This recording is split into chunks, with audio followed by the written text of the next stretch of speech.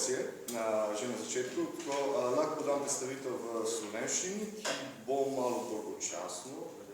Ja, bomo v slovenščini, bo kar jaz odločila, zato ker mora biti tukaj. Ok, potem grem v slovenščini. Tako da, danes se bomo ukvarjali z e-učenjem in sicer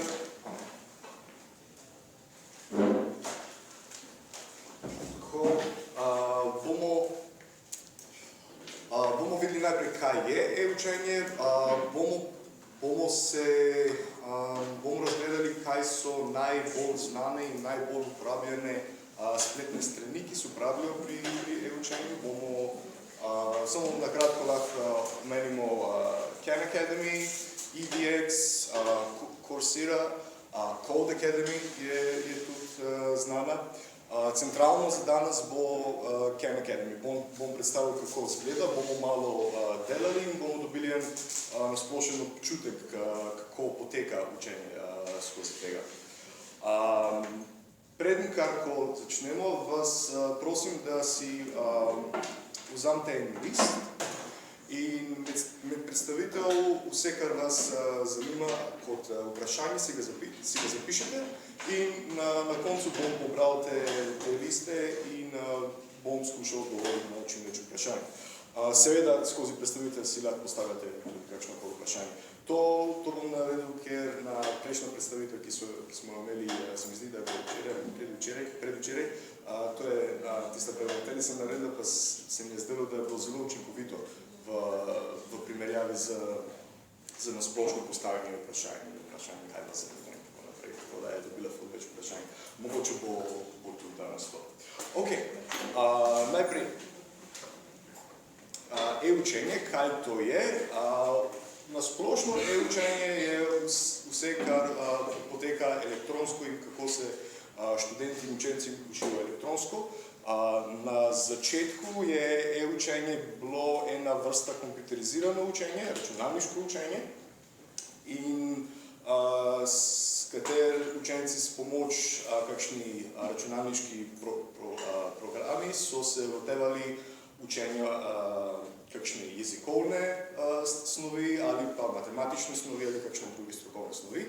Danes, ko govorimo o e-učenju, govorimo o spletno učenje, govorimo o integrirano učenje, v katero študenti nastopajo prek interneta in se učijo vse snovi, ki jih zanima.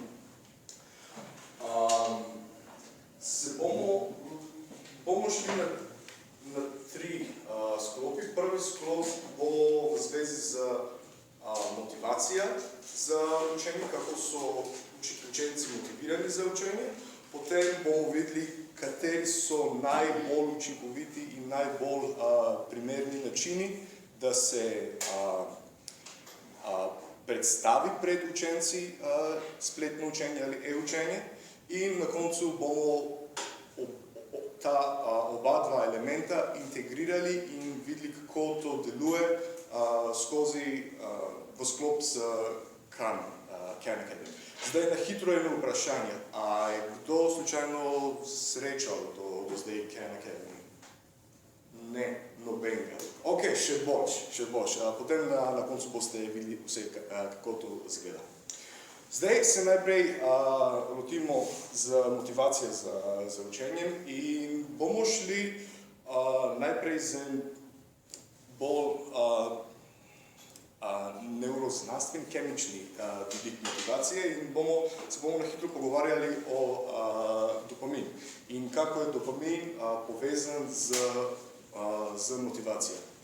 Dopamin je ta neurotransmiter, ki ste ga vi vsi slišali, ki je med drugim povezan z motivacijo. Pomanjkanje dopamina včasih je povezano z depresijo, včasih problemi z dopaminom so povezani z parkinsonizem ali preveč dopamina je povezano z psihozo. To nas, kar zanima, je, kakšna zveza ima dopamin v zvezi z motivacijo. Konkretno se bomo lotili na motivacijo na delanje na ena naloga. Torej, če imamo eno nalogo pred sabo, kaj se dogaja v našem sistemu z tistim transmiterjem. Na začetku so znanstveniki, drugač pa, dopamin je ta kemični element. Na začetku so znanstveniki, to je preden 2003, mislili, da če imamo eno nalogo pred sabo in mi zaznamo, da ta naloga zdaj poteka, da je v teku, potem imamo nekatero delo, opravimo nalogo in na koncu, ko končamo to nalogo, dobimo sprožitev dopamina zaradi reward, nagrade, dobimo nagrade in to sproži dopamina. To so na začetku znanstveniki mislili in to vidno, recimo, da izgleda tako. Torej, dobimo signal, nekaj poteka, začnemo delati, smo nekaj izdelali in dobimo nagrade in ko dobimo nagrade, se stopnja dopamin v naši možgani zveča. Drugače pa dopamin lahko zmerijo s pomoči dopamine breakdown product v kri, tako da kjer moramo meriti v možgani, kaj se dogaja. Vsaj takrat niso. Potem so zvedeli, da to ni lih tako, da se takrat dopamin ne sproža v možgani. Smo videli skozi eksperimenti, ki so bili narejeni na rhesus monkeys. Rhesus opicah, ja. Smo videli, da se dopamin in s tem na nek način motivacija nekako drugačno obnaša.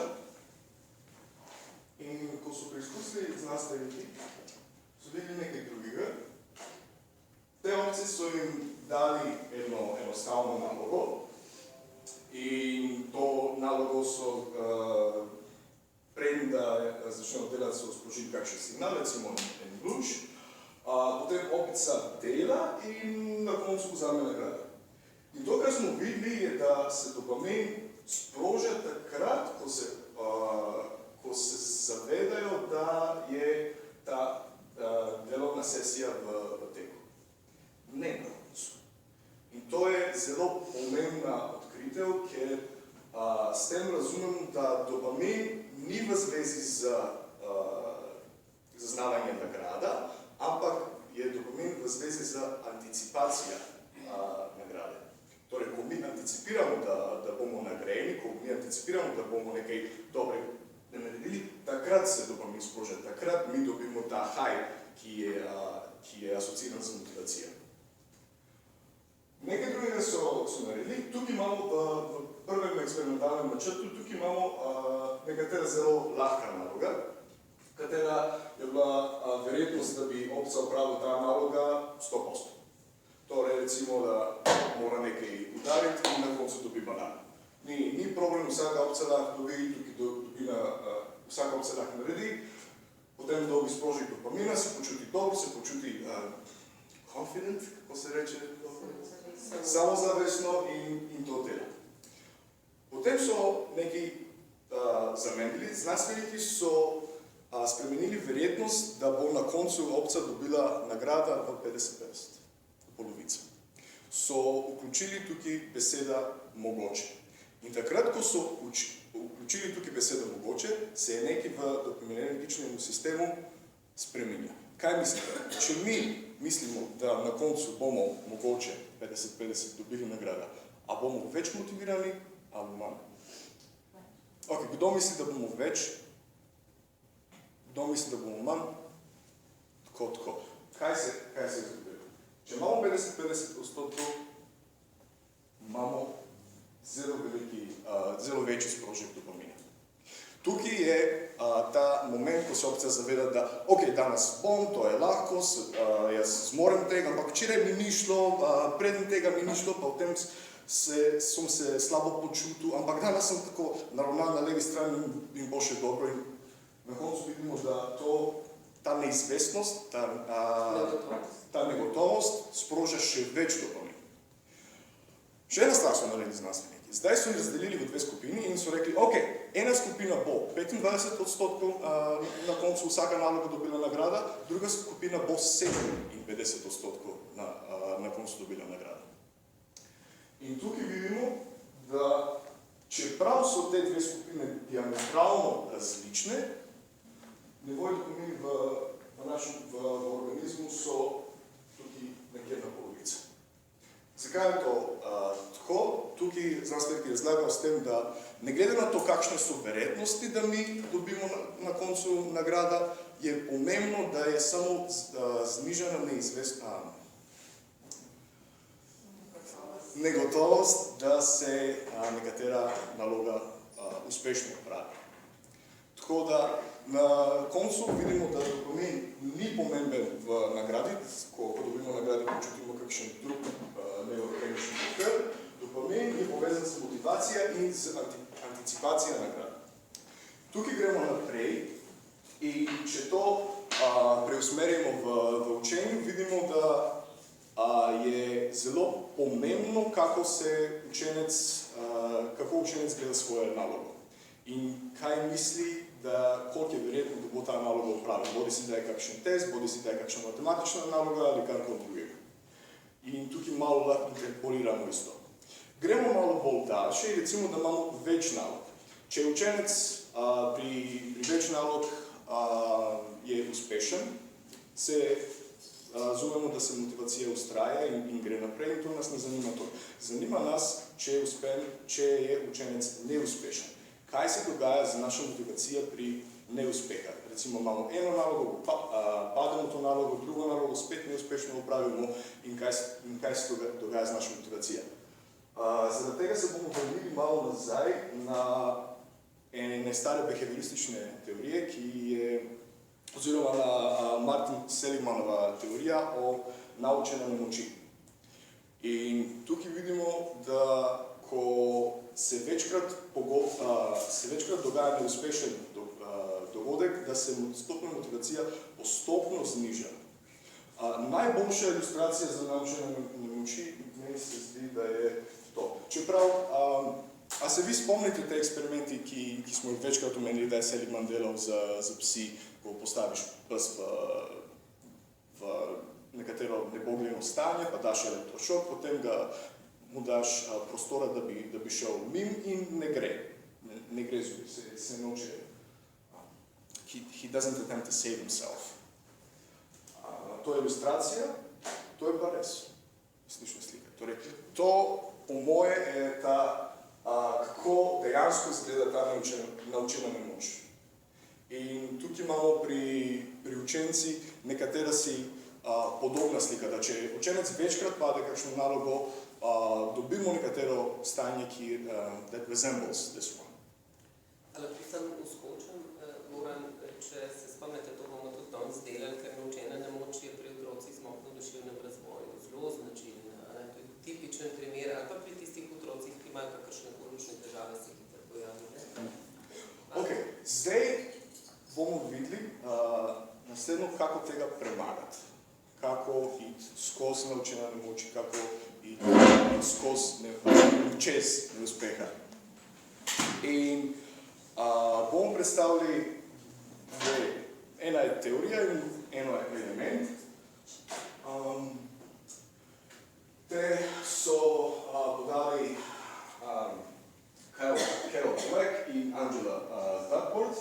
Carol Dweck je predstavljal the growth mindset, to je možganovo stanje rasti. In Duckworth je predstavljal grit. Najprej se bomo lotili grit, bomo videli, kaj je in kako se povezuje s ta teorija the growth mindset.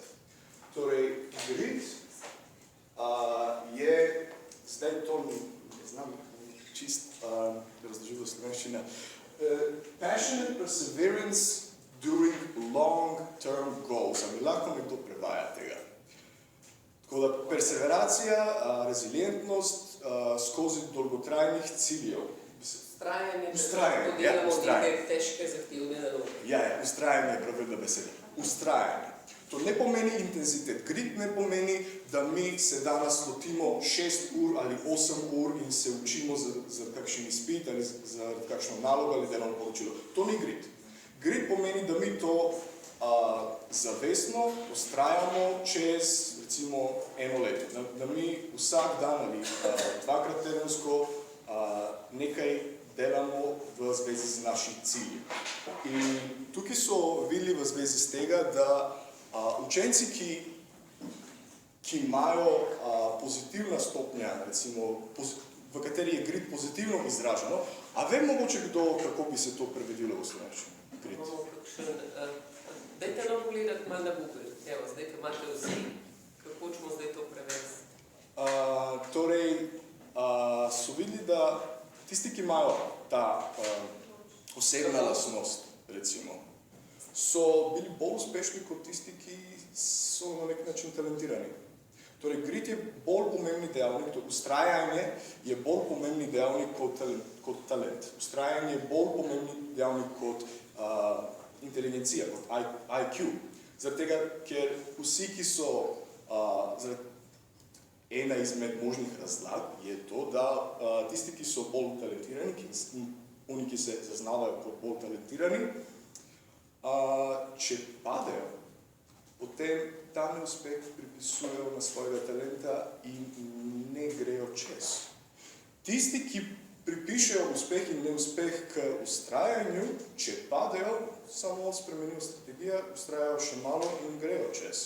In to je tudi v zvezi z tista... A ste našli kakšen prevod? Odločnost piše. Odločnost. Ustrajanje je bolj. Odločnost pri ustrajanju dolgoročnih ciljev. Ja, recimo. Ja, hvala.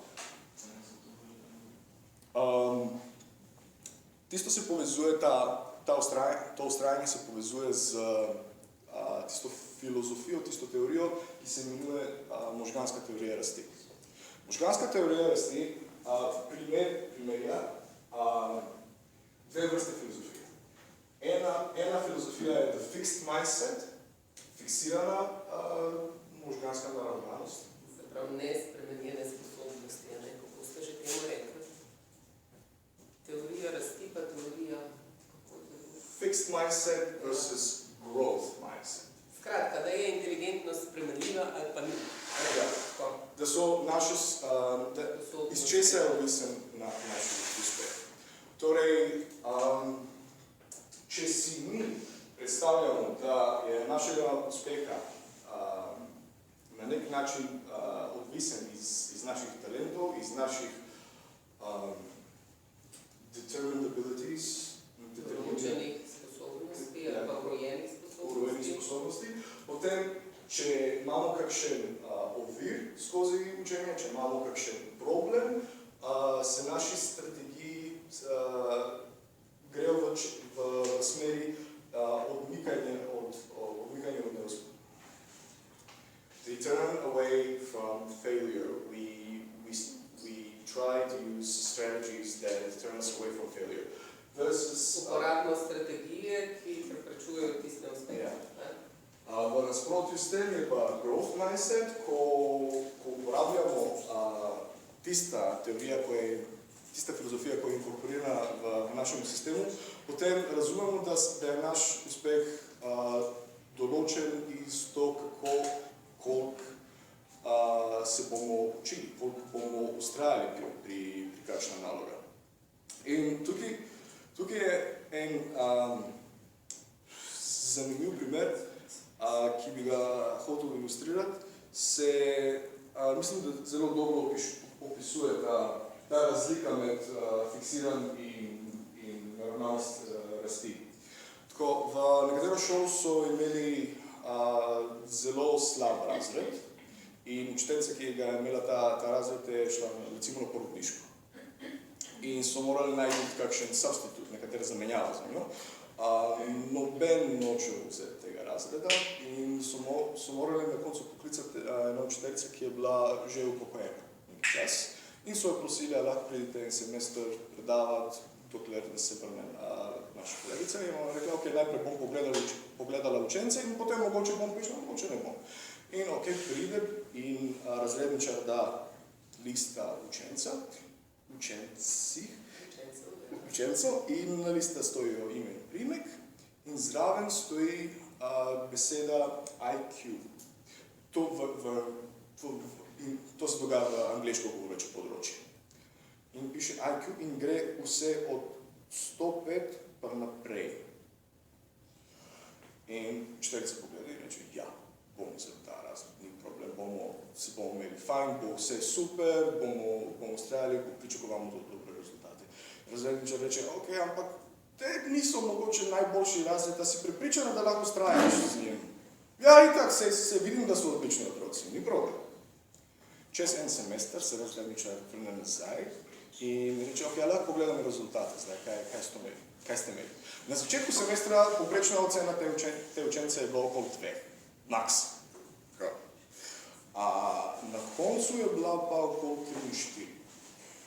In je razredničar malo tako presenečen in reče, ok, kaj se dogaja, zakaj je toliko zvišanje uspeha. Ja, vsi so lepi otroci, vsi so fajni otroci, se hočejo učiti, se kar učijo. Mogoče je majčkan ta snovi pretežka za njih, ampak smo na koncu ustrajali, smo uspeli ustrajati. In razredničar je rekel, zakaj imate toliko dobro naravnanost kot te učenci? Pa saj ste mi vi dali en izmed najboljših učencev. Kako to? Pa sem videl njihov IQ. Je bilo od 105 pa naprej, no 30 učencev, kako pride to? 135, wow. In razredničar reče, to ni bilo IQ, to je bilo LQ, to je bilo locker room number. To je številka njihovih, kako se reče, omaric. In on reče, ok. Torej, če smo mi naravnani in če mi se zavedamo, da lahko ustrajamo, da se lahko skozi napor in skozi trud, da premagamo naše ovire in če tudi naše okolje gleda nas kot takih, da smo sposobni tega dela, da smo sposobni narediti, to je v nasprotnosti s teorijo The Growth Mindset. Tako da tukaj imamo facilitacija uspeha. Ko smo šli na vaje tistega semestra, vsaj moja skupina je videla en takšen problem tudi, ko smo vprašali učiteljici matematiki, kaj misli v zvezi z njihovi učenci.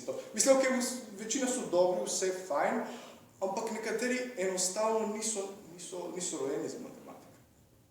In to je takšen klasičen primer fiksiran mindset. Tako da ta teorija skuša te premagati. Ok, zdaj smo šli mimo ta motivacijskega aspekta e-učenja, torej kako se učenci ustrajajo, učijo v zvezi z motivacijski aspekt. Zdaj gremo in bomo videli, kako najboljšo prezentiramo učenje na spletu. In katere načine so najbolj učinkovite, da se to dejansko prezentira in povezi z učenci. In zatem se bomo vrnili spet na behavioristi. Zdaj gremo malo, hitro bomo omenili Skinnerja. Skinnerja je pioniral ta teorija, ki je bila programirano učenje, o katerem ste vi že 100-krat slišali. Torej imaš kakšno nalogo, ti da snovi, ki se jih moraš naučiti, potem opraviš nalogo in odvisno od tega, če opraviš pozitivno ali negativno, greš naprej ali pa se vrniš nazaj in se dodatno učiš. Tisti koncept je malo star, recimo, vendar se razvil okoli 60 letih prejšnjo stoletje in zdaj vidimo v e-učenju, v spletnem učenju njegovo ponovno vrnitev nazaj in njegova ponovna uporaba. Zdaj, tako da že pred 60 letih Skinner je nekaj uspel določiti, na katerim slonijo zdaj v e-učenju. Bomo videli to, kako se dogaja v Khan Academy. Potem gremo na Mayerjeva teorija multimedijsko učenje. In tukaj Mayer je zelo znan psiholog, ki še vedno dela na tem in poudarja, kako prezentirati stvari in kako ne smemo prezentirati stvari. In Mayerjeva teorija multimedijsko učenje ima več elementov, bomo šli skozi, pa slovi na še 3 teorije. Vse elemente in vse teorije, ki jih Mayer razvil, so na podlagi na znanstveni podlagi, torej na podlagi raziskovanja, niso kao teorije.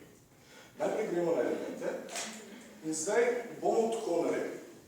Ta dva slajda, ta slajd in ta slajd, bomo skupaj, potem, ko bomo videli, kaj se dogaja v njegovo teorijo, bomo skupaj skušali preurediti, da bi to izgledalo in da bi bilo to čim bolj učinkovito. Najprej bomo predstavili elemente in potem skupaj gremo čez in bomo videli, kako bi to moglo izgledati, da bi bilo to bolj učinkovito. Zdaj imamo ena slika, ta profesorja, imamo nekatera nepovezana slika, pa imamo dosti teksta.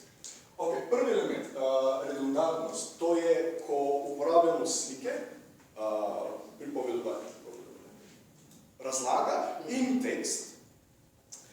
Majer tukaj pravi, da je to nepotrebno, da je to redundantno, da je to od tega pozornost nepotrebno in ne fokusira učencem na tem, ki je bistveno za njih. To je prvi element, redundantnost.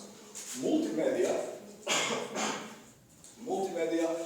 pri multimediji Majer pove, da če mi imamo verbalno razlago, da pomaga, če je s tem povezana kakšna slika, ki je relevantna za tisto snov, ki jo mi razlagamo. Element multimedije. Modalitet je, če imamo izbira med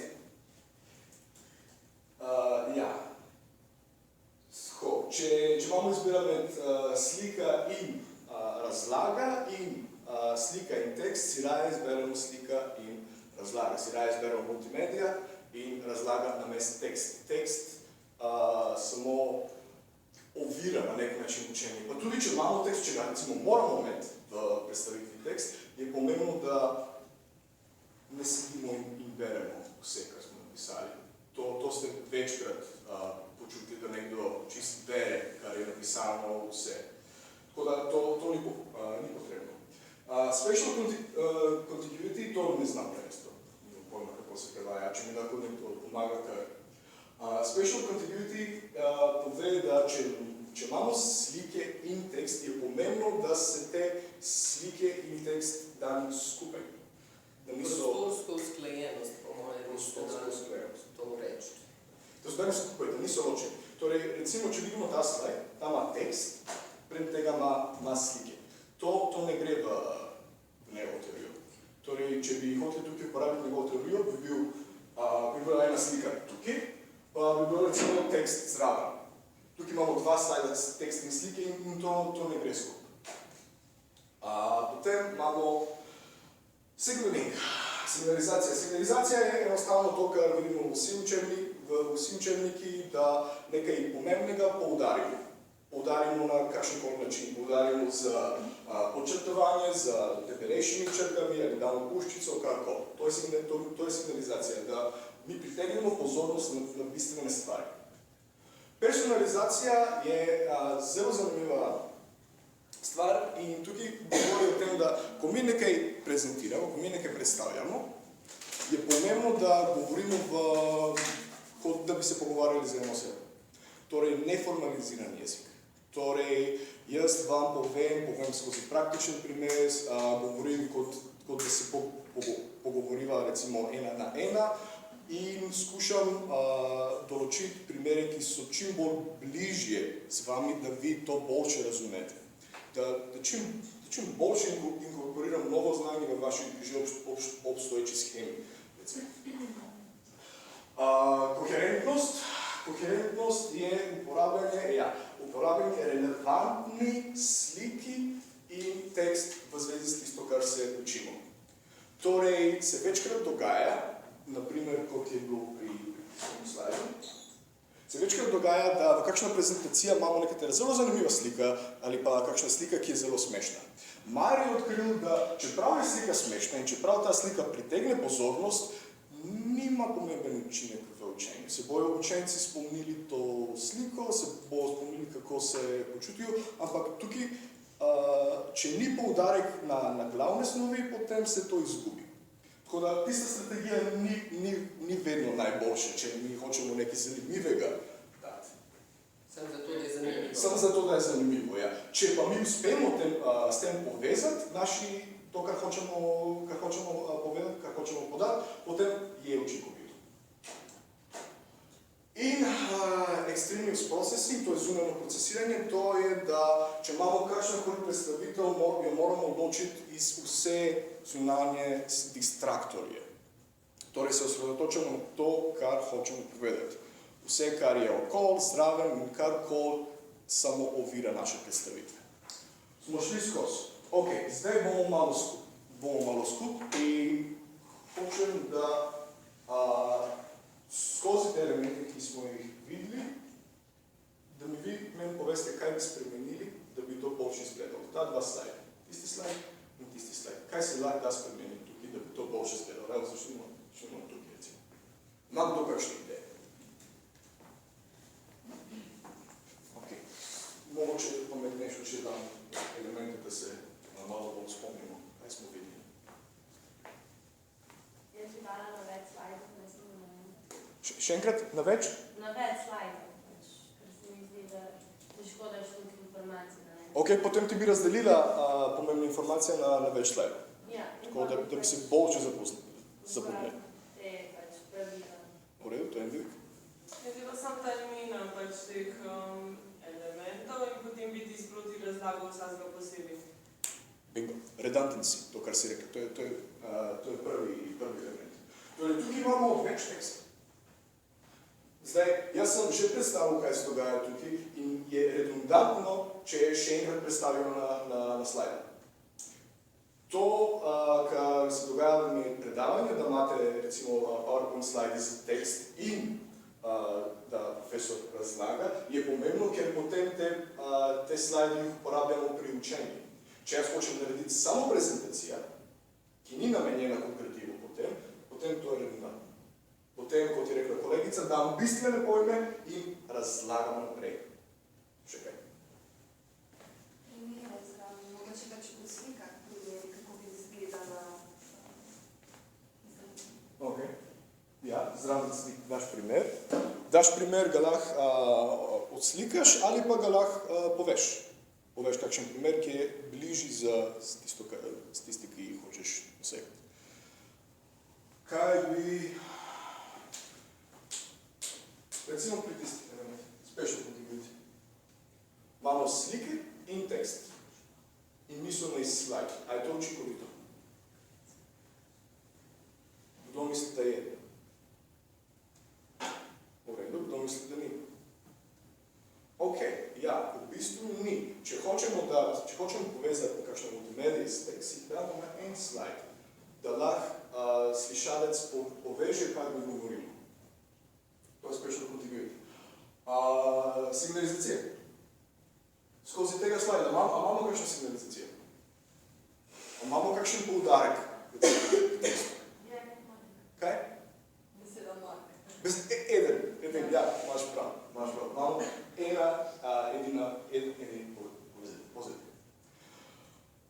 Pa še extraneous processing. Extraneous processing je zunajno procesiranje, to je, moramo se ločiti vse, kar je nepomembno.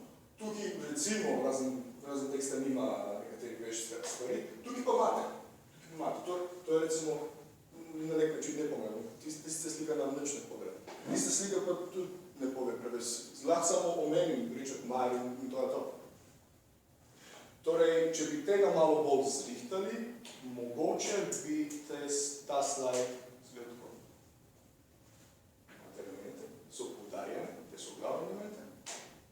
Pa še razlagamo njegove teorije in elemente skupaj v en slajd. Ok, dobro, smo tukaj na hitro, bom razlagal, na katere teorije slonijo te elemente in vse, kar je Meyer razvil. Imamo tri teorije. Dvojni kanal, omejen kapacitet in aktivno procesiranje. In to gre vse skozi en proces, to je proces učenja in to pove tako, da mi imamo dva kanali, skozi katerih prejemamo informacije, to je vidno in auditorno. Torej, lahko gledamo slike, lahko gledamo tekst in lahko slišamo to, kar nas povejo. In to gre vse v senzornem spominu. Iz senzornem spominu, če smo pozorni na to, gre se informacija selektira in gre v delovni spomin. V delovnem spominu imamo limited capacity, omejen kapacitet. Torej, imamo en kapacitet na 4 do 7 recimo, elementov, ki jih lahko pritegnemo okoli 20 sekund. To je delovni spomin. Kaj se dogaja v delovnem spominu? V delovnem spominu se dogaja integracija med tiste elemente, ki so že zdaj noter, tiste elemente, ki jih zdaj slišimo, in naše obstoječe znanje. Torej, naše kognitivne sheme se povezujejo z novimi informacijami. In če je to narejeno uspešno, če je to pritegnjeno, kot bi moglo biti, mi gremo in te informacije shranimo v dolgotrajni spomin. Prek aktivno procesiranje. Aktivno procesiranje je ta integracija teh elementov. Ok, zdaj smo videli, kako bi najbolj prezentirali kakšne snovi na multimedijah, kako se učenci motivirani glede učenja in zdaj bomo videli, kako se vse te stvari integrirajo v spletno učenje. Spletno učenje se bomo osredotočili samo na en sajt, to je Khan Academy. Khan Academy je osnovano iz Sedman Khan 2006, to je na začetku bilo enostavno en sklop posnetkov, ki so bili dani na YouTube. 90% iz teh posnetkov so bili zdaj z matematiki. Sedman Khan je hotel pomagati neki svojci pri težavi z matematiki in je dal video na YouTube. Čez nekaj časa je skozi konstantno nadgrajevanje njegove snovi je Sedman Khan dobil grant. Je dobil 2 granta, ki so zelo pomembni in tako je nastala ta Khan Academy. Prvi grant je dobil iz Google. Se mi zdi, da se ne spomnim, ali bilo 5 milijonov ali 1 milijon, sicer je velik razmak, ampak se ne spomnim. Drugi grant, ki je dobil, ga je dobil iz The Bill and Melinda Gates Foundation. Torej, Bill Gates mu je dal še en grant. Tako da on je potem imel denar, da bi to lansiral v celotni moči in tako je ustvaril Khan Academy. To je moto Khan Academy in to je on je sodeloval v bistvu z tistih raziskovalcev, ki sem jih prej omenil, Carol Dweck in Angela Duckworth. To je bistvo iz growth mindseta. Kdo si in kje si ti moraš, je pomembno zate delati samo ena stvar, da se lahko naučiš karkoli.